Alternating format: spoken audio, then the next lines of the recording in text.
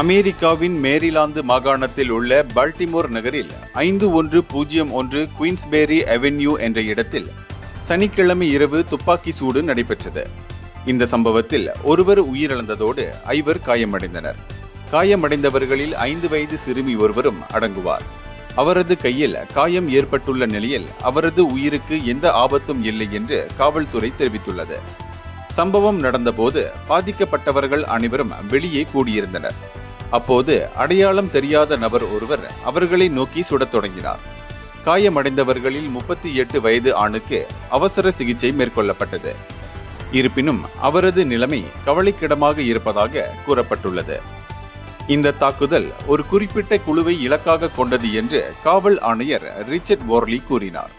இதனைத் தொடர்ந்து குற்றவாளியை தேடும் பணி தீவிரமாக நடைபெற்று வருகிறது. இந்தியர்களின் இதய குரல் மக்களோசை.